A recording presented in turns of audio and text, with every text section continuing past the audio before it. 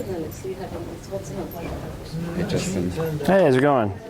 More often now. Good, good. We had a few, there's some that we really put together like this one. And then others. It works now, so you can just pass this around, yeah. Cool, but I think everyone here is... I think most people have signed up, yeah. But I saw that you... All right, okay, great. Sign up for what? Sign up for what? You'll find out. You should never do that. You should never ask for people's email address without telling them what you're going to do with it. But it's for illustrative purposes, basically. I'll send you an email at some point during the event, so to show you something. And then don't worry, we'll throw your email addresses away. We won't do anything with them. You heard the first Where do you find caveat. that? It's Option G. You have to hold down Option. There's an iPad going around with a form as well, which might be easier. We will get phone calls saying, oh, we launched the campaign.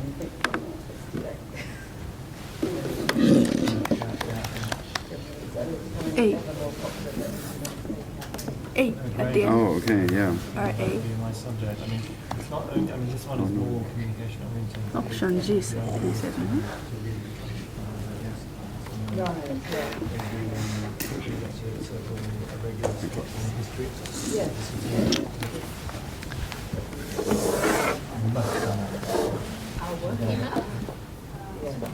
Okay, so it's 1:05. I think we're going to go ahead and get started.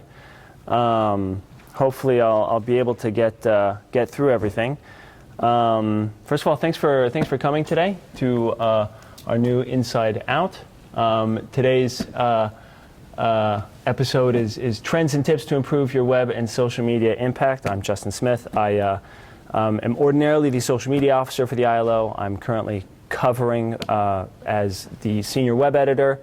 So I'm working both on the web and I work on social media a lot as well. And I've been working on the web for pretty much my whole career. I don't think I've ever done anything that didn't involve editing websites or managing social media profiles or building things for the web. So been doing it for a long time. And I want to talk a little bit both about where the web is going, where social media is going, what that means for us, but also about how we got here. Because I think it's useful to understand sort of why the web is going in the direction that it is, to sort of look back at the past sort of, say, 20 years of web history and think about how we arrived at this place and why the web is evolving in the direction that it is. I'll try to leave some questions for the end, but there aren't too many people here, so I think if you have questions during the event, just while I'm talking, I think you can go ahead and ask them. Just bear in mind that there are people watching remotely or people who are watching the recording. You'll need the microphone so that they can hear you. Okay, so this is Digital Trends in the ILO. If you have to leave early, or I don't get to the end or pass out or something, here is the too long didn't read version. These are the two things that I want you to take away. And the first is that, I mean, this is kind of a theme that I'll keep coming back to, but that, a lot of the sort of future trends that we anticipate for the web are already here. In many ways, are already having an appreciable impact on the way that we use the web, on the way that we build things for the web, and on the services that we've come to depend on. So that's sort of one big point. And the second is that code is content. I mean, generally when we talk about content, we think about text, about images, about video, about audio, but increasingly we're moving into a space where the code is the content, and that's sort of a hard thing to wrap your mind around, but hopefully I'll show you some examples that should make that clear. Okay, so I'm going to do a really brief history of the web, or at least the past, say, 20 years of the web. Make sure I get my internet connection here back so I can see my notes.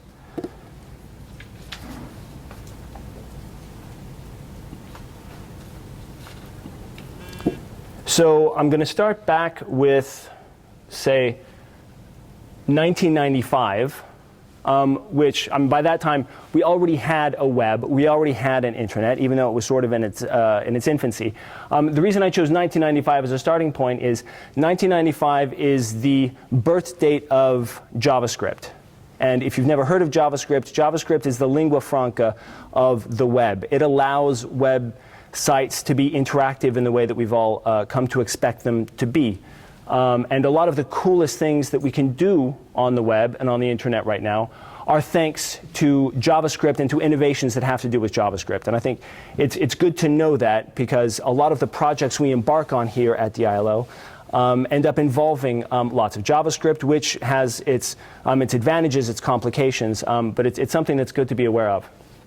It was also the year that Java was invented. Incidentally, Java and JavaScript are completely unrelated. Java is it's an all-purpose programming language that powers, among other things, the back end of ILO.org.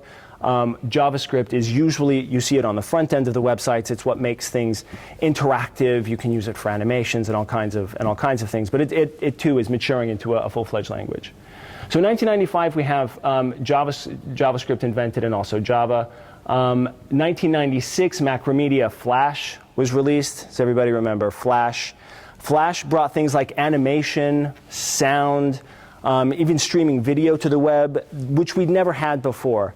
And again, here, I mean, you can sort of see the web evolving from beyond what it had been up until this point, which was links, images, and text, to something that was a much richer, much more engaging experience. And just to sort of take you down a stroll through memory lane here, I went and dug up a few websites from 2000, one of which may or may not be familiar.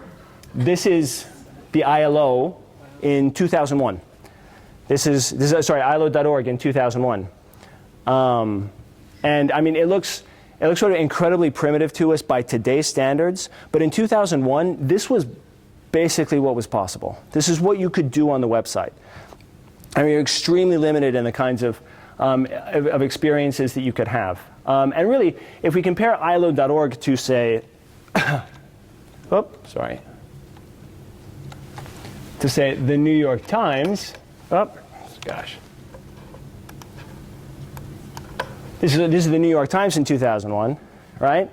It doesn't look too shoddy, right? I mean, this is what even the best, most expensive websites in the world look like. And what's interesting is that there wasn't a whole lot to distinguish sites like these from sort of, your average blog, right? I mean, the tools at everybody's disposal were more or less the same. Which is one reason why I call the sort of first epoch in web history, starting from 1995, the age of content, because that's what. Oh. That was totally unintentional. Huh? I have no idea how I did that, and I'll never do it again. I promise. If it can just be straight again. I'm sorry. It went left, it went right. Let's try up. There we go. There we go. Don't do that. Okay. Sorry. No. Why? Click on the page. No, I have to click on the page. Okay. That didn't work. I'm going to try to do not that much flipping back and forth here, because it's a little awkward. Okay. So again, this is the age of content. We have blogging sites taking off everywhere. We have Wikipedia being born. Just tons and tons and tons of content being poured into the internet. We also have our first sort of mature web apps, webmail, Hotmail, Gmail, like these services like these, starting to take hold and making people's lives a lot easier. Because before that, if you remember, having an email account meant that you had to do a lot of very complicated configuration. You had to know at least something about an SMTP host. About POP and services like that. Webmail took all of that off the board. You didn't need it anymore. It took a couple of minutes to get a new email account, and you were off the ground. So getting into the early 2000s, we have enter social media. Right in 2003, MySpace is founded, and it explodes immediately. Facebook is founded. The year afterwards, in 2006, Google buys YouTube for over $1 billion. Twitter's founded in 2006. 2008, 4 years after it's founded, Facebook hits 100 million users, right, in a space of 4 years. Right, that blew everyone's mind then, and it should still blow our minds now because it's I think a pretty good measure of how much the internet changed in the space of just 4 years. I mean, less than half a decade. And if you could think about how much, the extent to which Facebook has transformed the internet and social media in general, it's interesting to think about how quickly that happened. And of course, this wasn't just in Europe and the United States. Also in China, in 2009, the Chinese regulatory agency opened the gates to microblogging, which in China just exploded. Social media in China works much differently than it does in the United States. In many ways, in the rest of the world. In many ways, it's much more sophisticated. And that all happened from 2009 to today in the last 8 years. So at the same time, we also had the mobile revolution. Right? In 2007, we have the first iPhone is released. Android as an operating system for smartphones is released also in 2007. In 2009, BlackBerry releases its Bold model, which is the version that most people had up until that point. It was incredibly popular. Between 2010 and 2012, the number of smartphones in the world doubled from, I think it was around 200 million to more than 696 million, so more than doubled. And then between 2012 and 2014, it doubled again to, I think, around 1.3 billion smartphones, right? So you have these two things taking part at the same time, right? You have this social media revolution, which is changing the way people consume content, changing the way people find content. And at the same time, you have a lot of people on the internet, on their mobile phones, instead of on their desktop computers, right? So this ushered in a sort of third revolution, which is the app revolution, right? Mobile apps surged, and it looked for a while like mobile apps would be the future of the internet. They would be the way that people engaged with content online after that, because they could do really cool things that you just couldn't do on the web, right? You could do messaging, you could play games, there was real animation. Instagram, for example, a very popular photo sharing app, you couldn't use it on a desktop phone. You needed to have a device that could take a picture. So phones added a lot of functionality to the way that people use the web. They also had location services. You could check into places. You could find out about things that were near you. You could use maps to figure out where you were going. And so I would say between the late 2000s, really was the heyday of the apps. And organizations from the ILO to across the UN had a lot of apps developed, even content-consuming apps, because it seemed like that's where people were, right? If you had content and you wanted to get it on someone's phone, it seemed like a better, more apt way to do it through a native app than through a website. So where did that leave the web? Like I said, at the end of sort of 2009, 2010, it almost looked like the web could be in danger. Like it could be something that would sort of go out of style and be replaced by an ecosystem of native apps that would all be running on people's phones and on people's desktop machines. And one of the other reasons for that is that the web had a lot of problems, right? Developing for the web was complicated. In the first place because the technology in the browser wasn't as sophisticated as the technology that was on the mobile phone. There were fewer things that you could do, but also because people were using 3 or 4 different browsers that all implemented technologies like JavaScript and CSS and HTML differently. They all had their own spec, and they didn't talk to each other. And that made it so that to build one app, you essentially had to build 4 apps for each of the different browsers. Right? So it added a lot of overhead, a lot of complexity to web development, which had taken its toll on the web experience. And for these years, again, people were focusing a lot of energy on building native mobile experiences because that's where innovation was easiest. But then things changed. In 2010, the early 2010s, responsive design really started taking off. And it became easier and easier to build websites that would adapt themselves to mobile screens. In 2014, HTML5 was officially released, and all of the web browser manufacturers coalesced around it and around a bunch of other standards about how to manage HTML, JavaScript, and things like that. Flash was faded out because it was considered a proprietary technology that wasn't based on standards. It was replaced by native HTML5 elements, which everyone had a common understanding about. Right? So that's kind of where we are right now. What they used to call the browser wars, which was this business of having lots of different browsers implement things in their own special ways, those ended. And now we're coming to a place where most browsers are pretty much the same. You're unlikely to have huge differences between, say, a Chrome experience and a Firefox experience. Internet Explorer, meanwhile, has been phased out. Microsoft has moved to Edge. And there again, there's not a whole lot of difference between the browsers. The main selling points for the browsers are just in terms of performance. They're each trying to match and beat each other in terms of performance. But they no longer have their own special features. This gave way to a renaissance in open source software, especially for the web. Right? Now it was suddenly much, much easier to develop things for the web, and a lot of developers started doing that, started sharing their code, and a lot of companies, in addition, started open sourcing their own software. So you have, for example, Google open sourcing its front-end JavaScript framework, which is called Angular. I think that happened in 2011, 2012. Facebook open sourced its UI framework in 2014, I want to say, which is called React. And these are very powerful tools. They're the same tools that power sites like Google and Facebook that anyone can now use. And they can contribute to them. And that sparked a whole lot of innovation, right? So that's where we are now, more or less. Right? I mean, that's, I think, a mostly accurate portrait of the last 20 years of web history, obviously leaving some important things out. But what are the ramifications of that? Well, the first is that we're at a place here where we've got something called the progressive web. And the progressive web is not because it's politically left-leaning or anything. Progressive web means web experiences that are indistinguishable from native experience.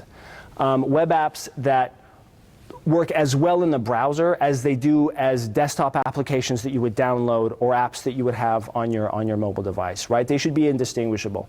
They should be just as performant. They should be just as fast. They should be just as easy to use. And we're seeing more and more of those. So if you think about a program like, for instance, Excel, right? Well, you have the version of Excel which lives on your desktop computer, but you also have Google Sheets, which does pretty much all of the same things. It's indistinguishable from Excel in most ways. There may be some advanced functions that you don't have yet, but you probably will soon. And it's indistinguishable. It's just as good as the native app, except you don't have it on your device. There aren't licensing fees to pay. It's free, and it lives there in the web. And it's nice because, again, you don't have to download anything. You don't have to think about what version you have. It's not taking up space on your hard disk. You just enter a link into your browser, and you get a full-fledged app. You don't, the installation is as complicated as that. They're cheaper and easier to develop than native apps because they're using web technologies that are, for reasons I won't get into, a lot easier to work with sometimes. It's also easier to go from a web app to a native app than to go from a native app to a web app if that's what you decide what you want to do. And that's an experience I think we learned in spades while building the web version of InfoStories. I don't know if you guys are interested in, if you've seen InfoStories. It was an iPad app first. The website was built second, and the way that was done essentially meant that it had to be built from scratch all over again. Whereas, for technical reasons, if you start with a web app, a lot of times you can export that. You can make it into a native app in ways that are much simpler. Yeah, so that's I think the first sort of trend that we're looking at is progressive web apps. The second is because we have all of these nice progressive web apps and things are working better and faster and looking neater and becoming easier, users' expectations are rising. right? There's been for a long time, I think people have had patience with sites like the ones we looked at before, the old ILO site, the New York Times site. They've been willing to wait a while for something to load, but the threshold of patience is falling and falling as people get used to higher quality web applications. And that means that the gap between a good website and a bad website is starting to yawn, right? It's becoming much easier to tell the difference between a very, very expensive website and a not very expensive website, whereas before that difference, as we saw, was pretty minimal. As a result, that has ramifications that we see both for search and for social. And search, I mean when you have a user who is looking for a resource on the web, and they're probably on Google or something trying to find it, and for social, where they're looking at a stream of things that they don't necessarily know what to expect and may or may not be interested in what they find, right? Both of these experiences will penalize a poor user experience. And we'll look at that in a little more detail here in a second. So I'm going to move on to the second point, which is what I said before, is that content is more than just words and moving images, because now the website can do more. People, when they come to a website, will often expect more than for there just to be that. They've gotten used to animated transitions when they click on buttons, to immediate feedback when they fill out forms. They expect charts and graphs to move and to be interactive, or to at least be animated, for everything to work perfectly on desktop and mobile devices. And this just raises the overhead of everything that we do on the web. It means that there are additional considerations that we have to have when we design for the web, when we produce content for the web, and anyone who works on the web at all should appreciate what those are. The second sort of big trend that I'll get into is artificial intelligence. And again, this sort of harkens back to the theme that I mentioned at the beginning, which is the future is coming, the future is here. AI, I think there's a widely shared understanding that AI is going to get better and better, and that it's going to have a big impact. But in a lot of ways, it already is. Algorithms play an increasing role in determining your experience on the internet, whether you're aware of it or not. We talked about how poor web experience could determine whether something was findable either on Google or on Facebook. The way that works essentially is that most websites use Google Analytics. What Google Analytics does is a little piece of code that you put on your website, and it basically watches what users do on it. Your website sends information about what users are doing on that website back to Google, and it's a really valuable service because then you can go and use that information to make your website better. That's the idea. But what it's also doing is enabling Google to watch the way that people work with different kinds of websites. And if we're getting to a point where the algorithm can decide whether a website is good or bad, whether people are going to love it or hate it, without anyone actually having to go there. Because it knows what kind of website it is. It can see how fast it is, how fast it loads. It can see if the text is too small to read, if the images are not responsive. And it can say, this is a website that people are going to like.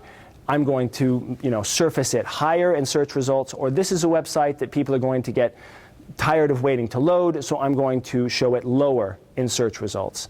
That happens to every website in the world right now, and it essentially means that it doesn't matter how important the content is, or how well written, or how nice the image is, if it's on a website that's performing slowly, or it's on a web page that isn't rendering properly, or that's taking too long to render on the device that I'm on, it might not be findable, or it might not be as easily findable. And the same thing is true also of Facebook. When you share a link to a website on Facebook, Facebook doesn't just look at how many friends you have, or how popular you are, or how well your other post did in the past, which were all the parameters we were used to up until now. It's also going in and looking at the website you're sharing and saying, look, is this going to take 2 minutes to load on a mobile phone?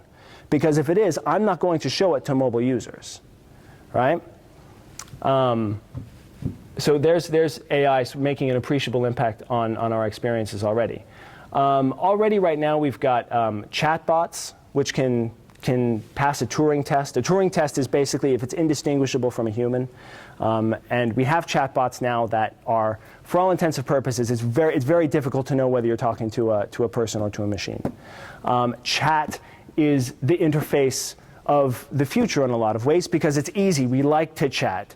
I mean, if you wanted to order a pizza home, you could call someone, right? That's what I still do for one. You could go to a website maybe and select the options that you want for your pizza, or you could send an SMS to a website that could process the text and give you what you want. Send me 2 cheese pizzas, right?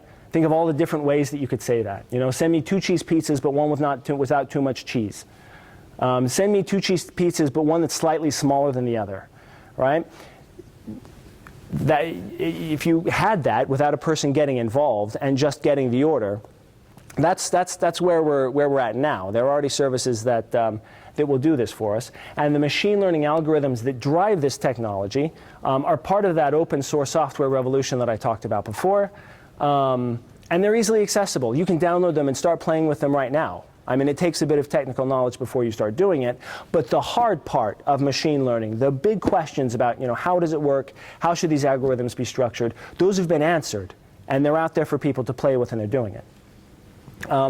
Finally, we've got machine-assisted content creation, and I think this is coming sooner than most people anticipate, but it's only a matter of time before we have algorithms that can write news stories.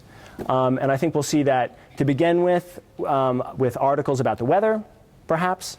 But I think what we'll see it sooner is we'll have journalists working with machines to write articles very fast. You'll have perhaps a journalist enter in some basic data, get a draft, and then work with the algorithm to improve the article. And the algorithm will have easy, fast access to information that the journalist won't. For instance, what kind of verbs in a lead trigger the most clicks?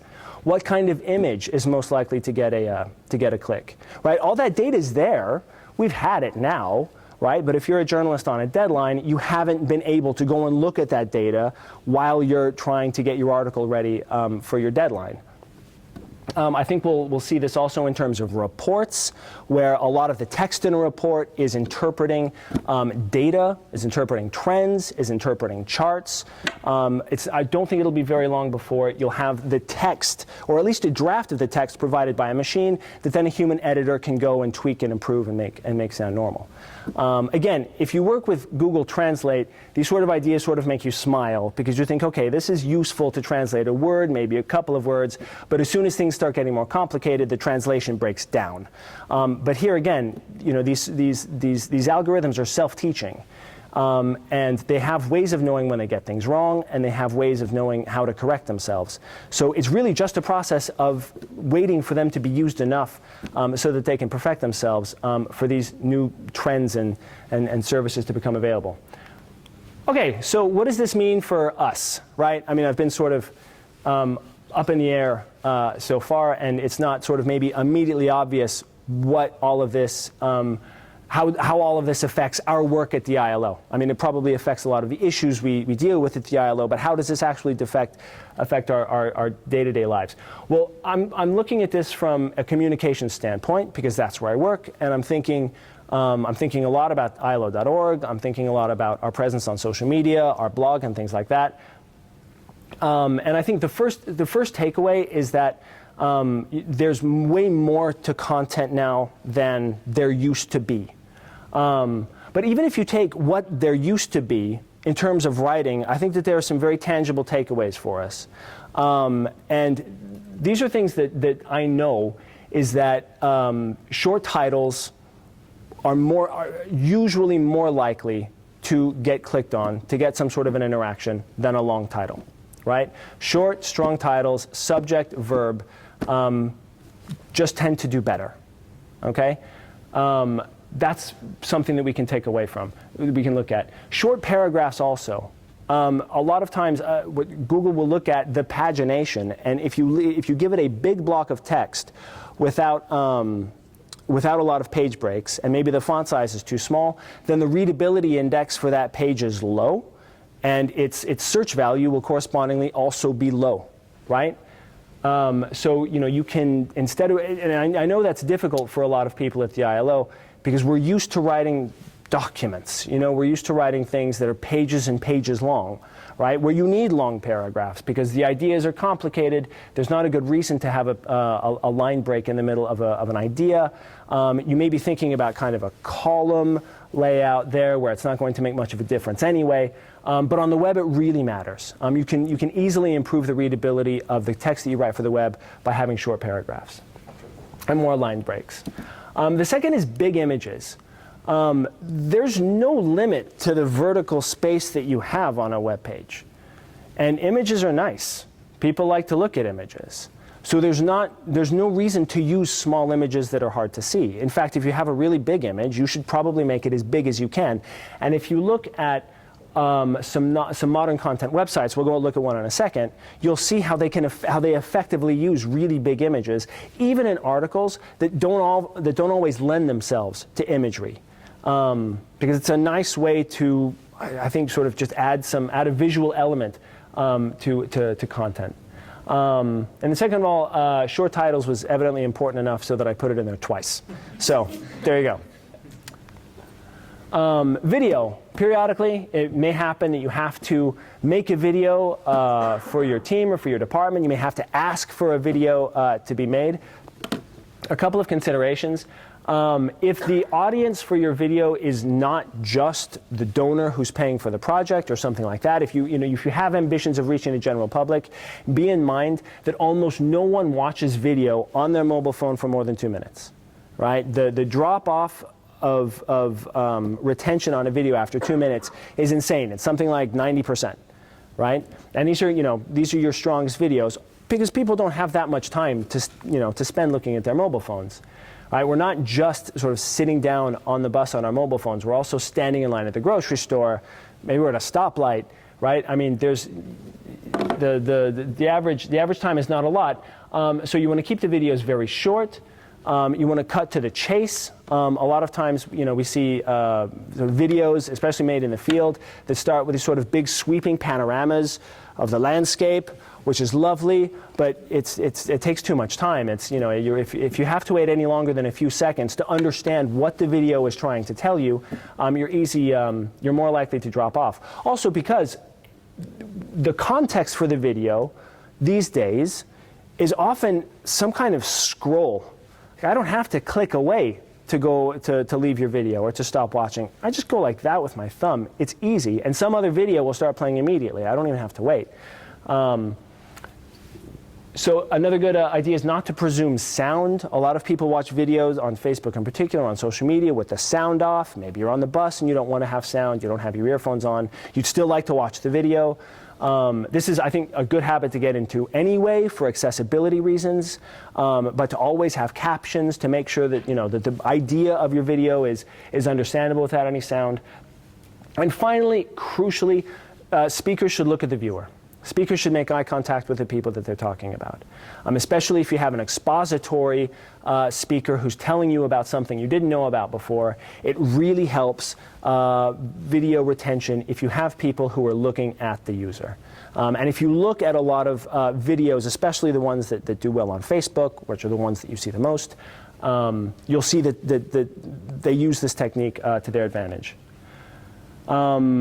Finally here, and this is another one of the main messages that I wanted to get across, is that code is content, and we're not limited to just text, images, and video when we talk about content. There are a lot of other things that we can do, and I'll show you some examples.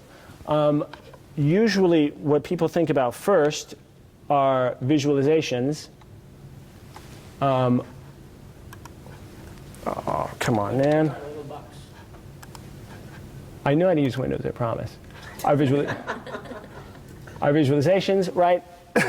And these are really useful for an organization like the ILO that just churns out data, right? The ILO produces and consumes data in huge quantity, and that data can be communicated in a lot of different ways. You can write a press release about it, you can write a video about it, but oftentimes a chart is the best way, and the web gives us options to create charts that we wouldn't be able to in any other medium. So for instance, this is something that we built for the Gallup report, the Towards a Better Future for Women and Work. It was a report that came out this year on International Women's Day. And it's the answers to one survey, basically. And the answer to the question is, should women work at paid jobs? Should women care for the family? Or should they do both? And here we have the attitudes of women. Here we have the attitudes of men. And then here we have the reality in that country. And we have data here for 186 countries. So if I go here, someone give me a country. Argentina. There we go, right? So I can see any country that I want to that way. See, the chart moves around. Oh, it's because you spelled Italy with it. And there we go. Right, so it moves around. It's nice to play with because it lets you see the data in a lot of different ways. Another one, this is another report that we created for the 2016 Global Wage Report.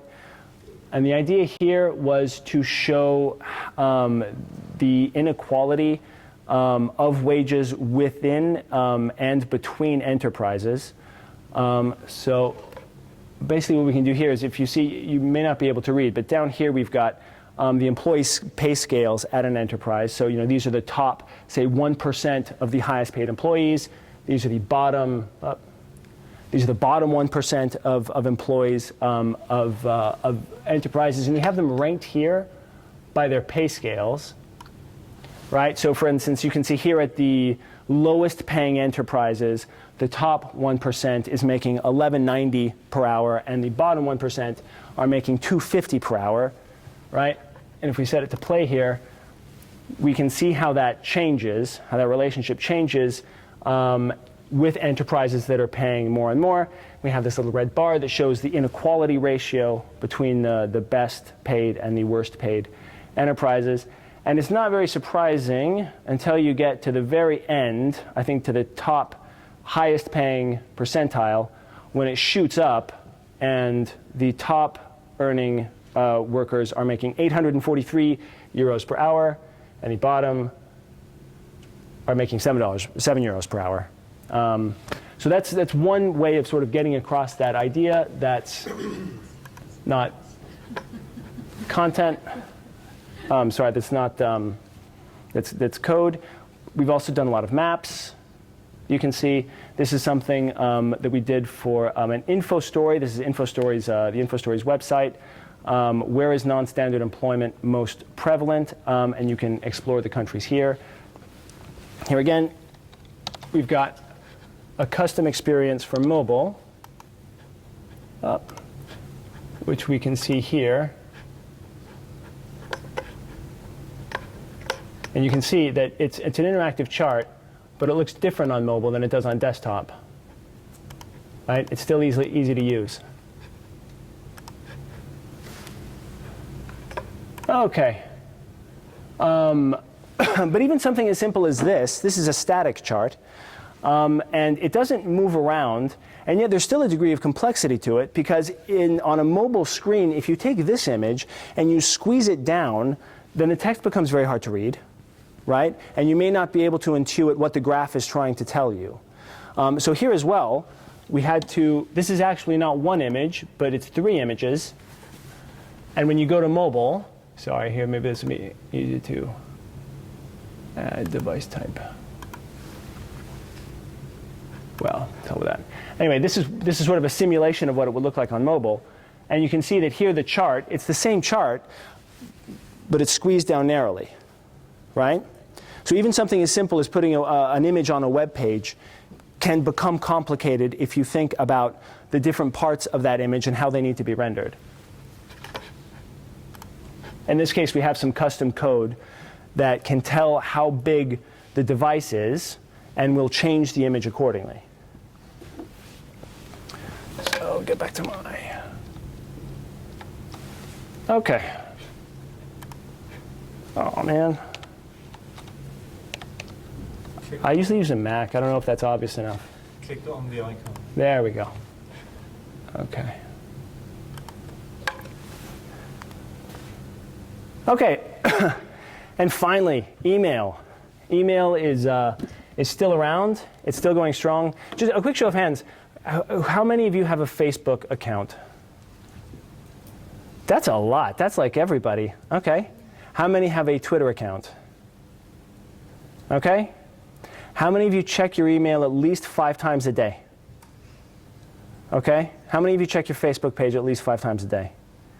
Okay, so if I want to reach you, if I want to put something in front of you, where am I going to go? Probably with those kinds of numbers. Facebook. Yeah, you're in the front. You probably couldn't see, but everyone else, right? It was yeah, email. I mean, it's still what people use after all these years, and email has also gotten better, or rather, our ability to reach people by email has also gotten better. And you'll see one example of that, or you should, if my little experiment worked.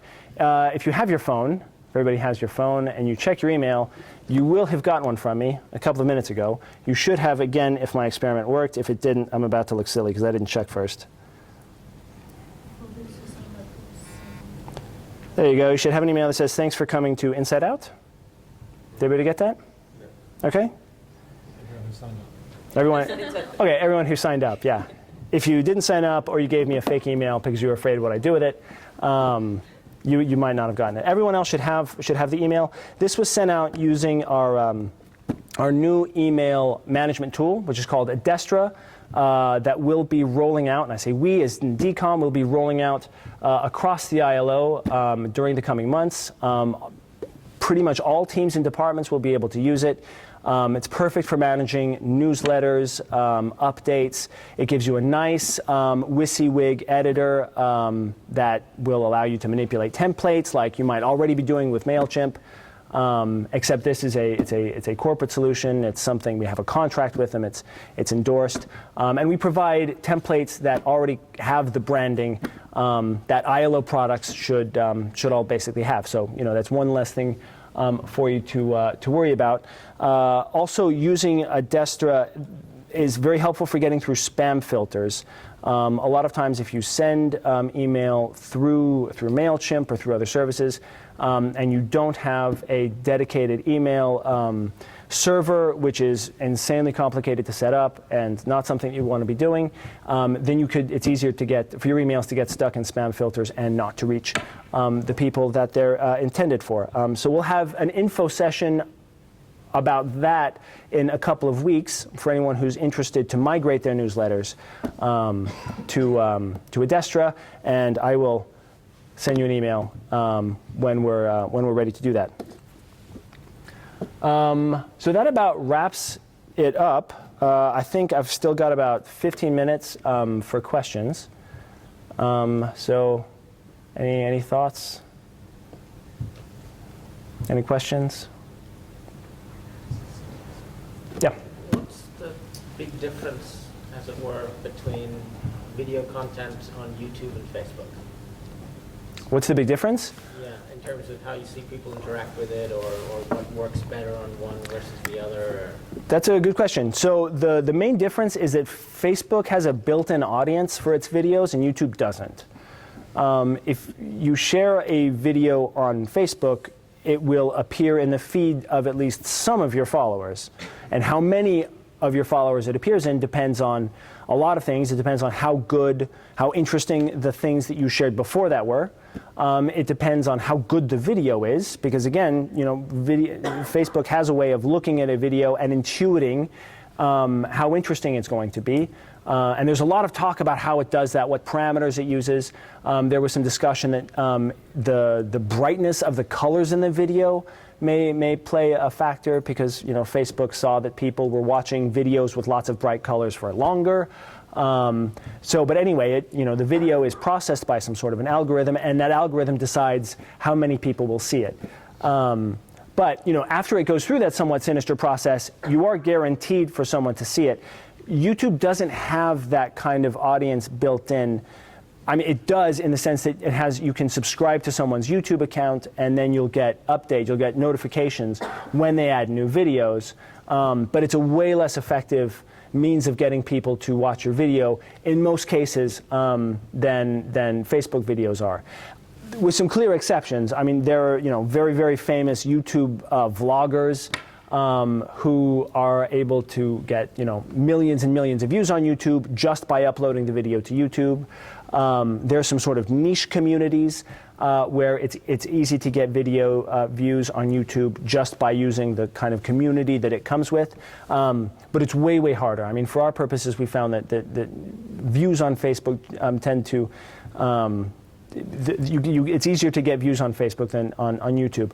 However, on the flip side, YouTube doesn't have any limits, really, on how long your video can be.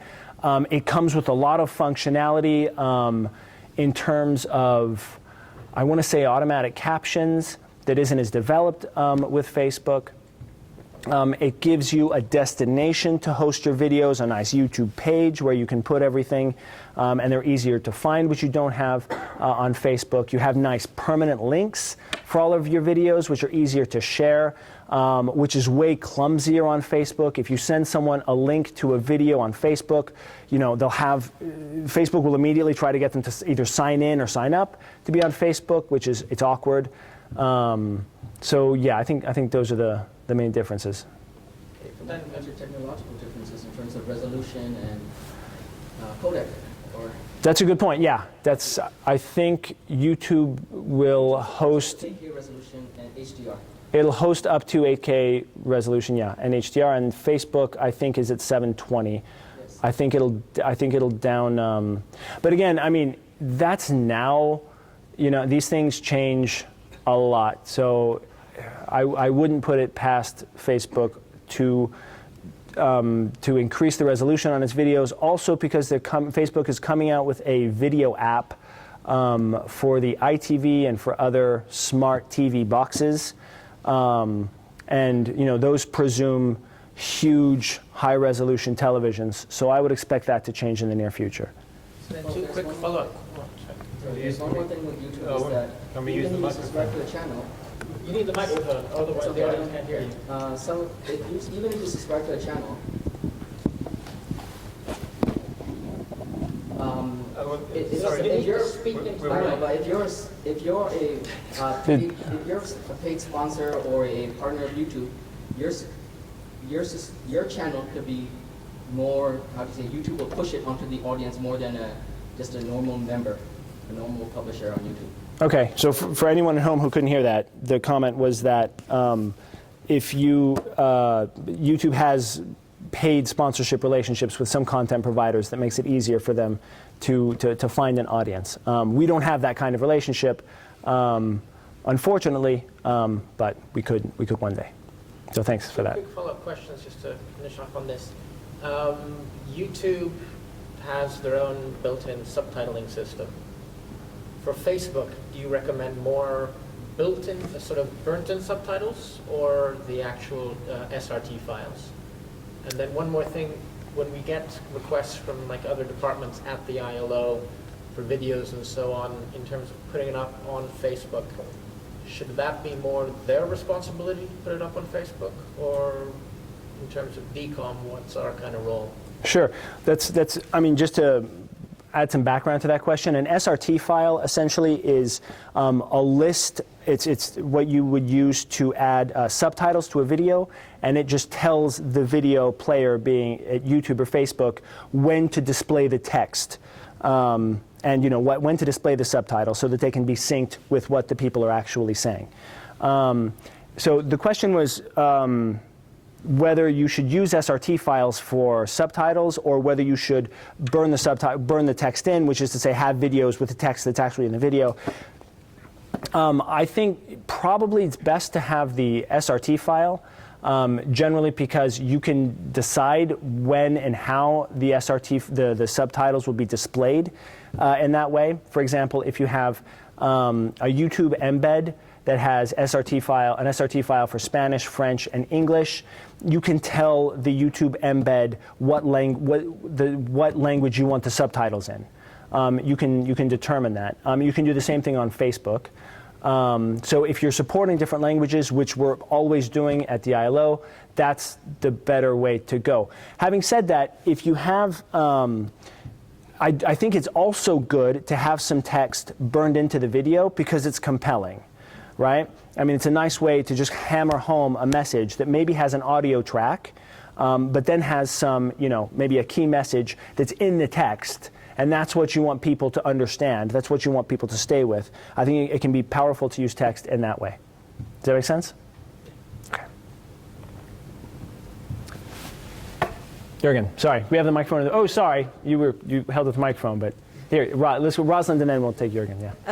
Obviously, we've a lot of the emphasis has been on the technology, which was really great. But I was just wondering whether you had any tips for actually working, like within the ILO kind of environment, because we've said that we need short titles, short paragraphs, you want kind of zippy content, big images, but the reality is that often we're under pressure to actually produce content that's actually not like that, to produce a 10-minute video, let's say. But in your own kind of working experience, how you can kind of get that balance and work and maybe get the message across to the way that it should be? That's a really good point.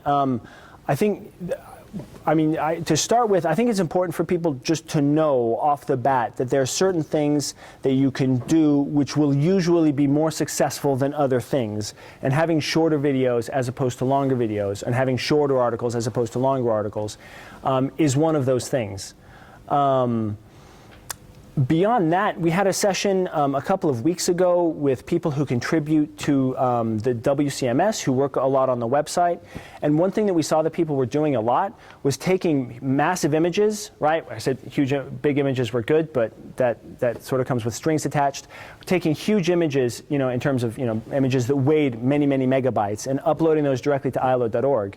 And not sort of realizing, because if you're at the ILO, everything loads fast, right? The server's upstairs, we have a really, really fast connection here. You're not going to notice the difference between, when something you've put on ILO.org loads fast and when it's slow.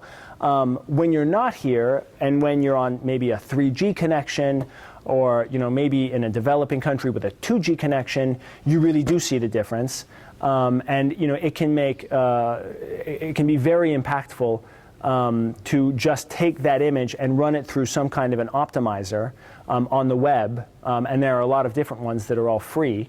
And that can make the difference. Like I said, if you're on a 2G or a 3G connection, it makes the difference between something that takes 5 minutes to load, seriously, a web page that takes 5 minutes to load, and something that takes 30 seconds to load. So how to get that across? I don't know. I think, doing this kind of thing to start out with, but I think also just underlying the fact that, if you don't, these are not just sort of best practices anymore. Really, they're the minimum requirements that you have to have in order for people to see what you're doing, what you're putting on the web. And there's really no point putting something on the web that is going to get buried in search results, even if it's full of the keywords that the user is looking for, that no one is either going to share, or even if they do share it, it's going to get buried by Facebook, because it's sort of breaking these key rules. I don't know if that answers your question. Jürgen? Yeah, Justin, first of all, thank you very much. I found it very fascinating, especially the part of AI, and I'm looking forward to a machine writing my mission reports. Yeah. We already touched on it a bit, the accessibility of digital, and I think it was very much discussed, the closed captioning of videos. There are many other things you can do to increase accessibility of information and websites. There are standards. Also, the European Blind Union has some good guidance, also in French, English, and Spanish, on how to create more accessible information. So just that, I don't really have a question, just maybe also some advertising for our event on Monday. We have a panel discussion on digital accessibility, why it makes sense, and how it can be implemented in the private sector. That's going to be taking place in room 2 between 11 and 12:30. on Monday. So thank you.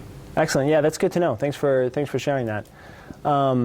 Yeah, I mean, accessibility is sort of shamefully the new responsive web design, in a sense that, responsive web design came before people started getting really serious about making the web accessible. I think it's very positive that we've come a really long way, both I think in the adoption of some shared standards, which are really important, but also in just getting developers and content creators to realize that accessibility is not a nice to have. It's actually a must have. It can be fairly difficult to implement in the sense that you're having to make websites easy for screen readers, for example, but not just. And so in a lot of cases, that means sort of rebuilding the front end of the website so that can happen. But again, I think WordPress out of the box, the new version of WordPress, comes with a bunch of very nice accessibility standards. That's our blog is built in WordPress for now anyway. And I think ilo.org as well is acceptable in parts from an accessibility standpoint, though I know we have a lot of work to do.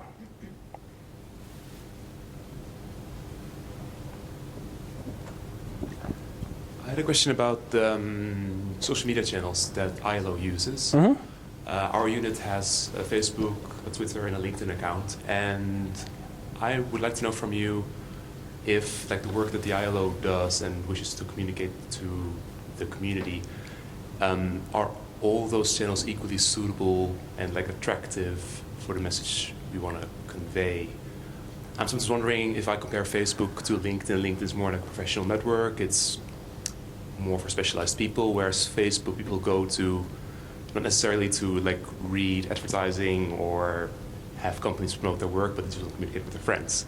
Yeah, I think it depends. I mean, a lot of the content that we have does very well on Facebook because it depends on what kind of a Facebook community you have. Though the general guidance is that if it's general purpose, public-facing content, then Facebook is okay.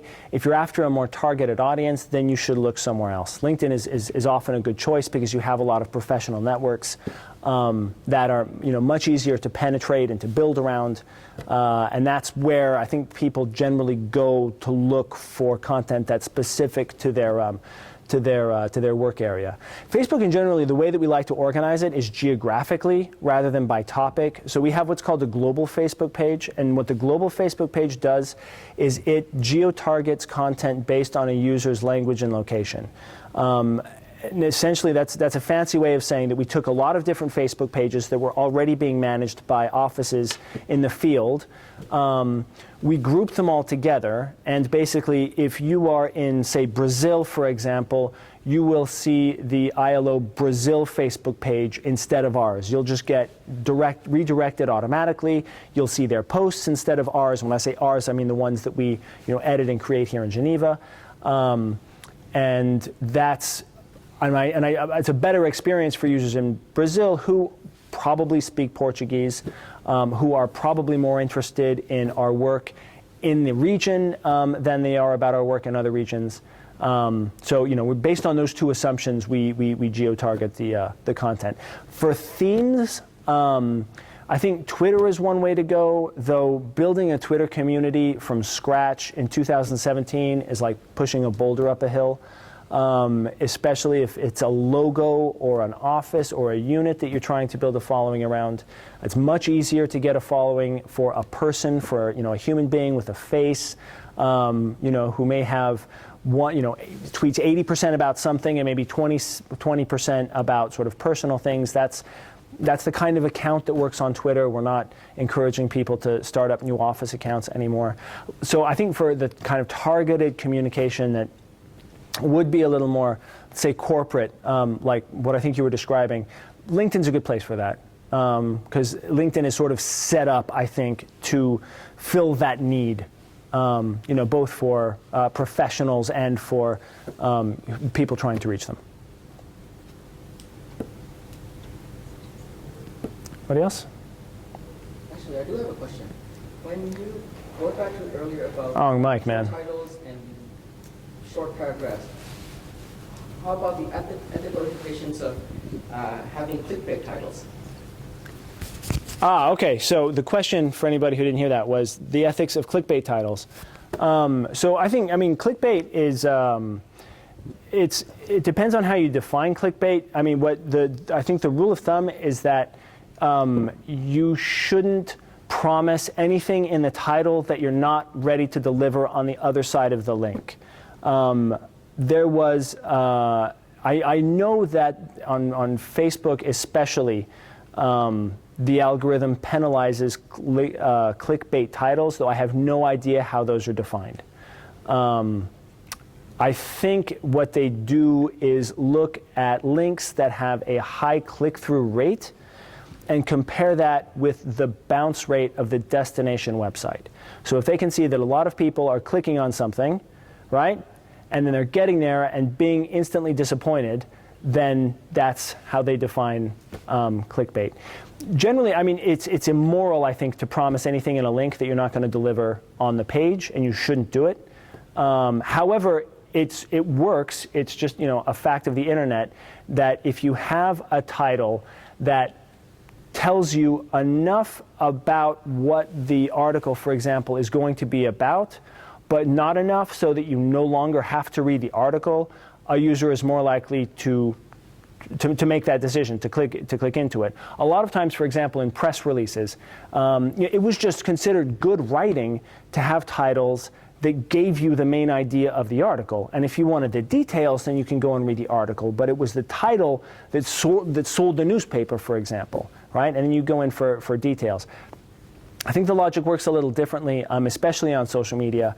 There's just, you have too many options to choose from. And it's too easy, if you have a title that tells you everything, then just not to read the article, to make that decision. Also because, that generally involves waiting a couple of seconds for the page to load, and that's imperceptibly painful. I mean, one of the things that I hope that I got across is that, if you have an article that's on a website that's taking 30 seconds to load, right?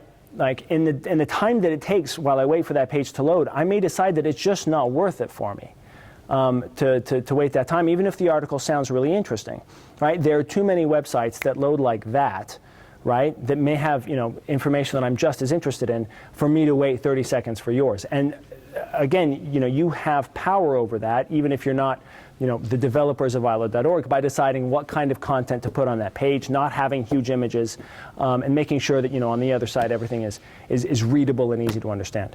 So I hope that answers your question. Well, on the technological side, yes, but what about the ethical for the writers, the content creators? Clickbait is wrong. Yeah, clickbait is wrong and you shouldn't do it. Well, I mean, that brings up another point because, I mean, remember, I've been doing the Facebook Live for the ILO since 2 years ago, when we first started it.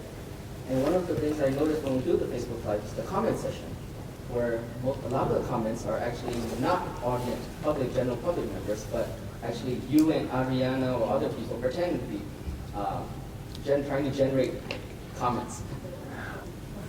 A lot of times we get questions ahead of time that we go and copy and paste during the sessions. Some of the times we will start out with one of our own questions to get the conversation started. I wouldn't say that most of the comments are ours. It's generally something that it's just a tool to get the conversation started. So there's no problem with it, no ethical issues about. I don't have issues with that. No, I mean if it's a good question and it it moves the conversation along, our interest there is in the viewers.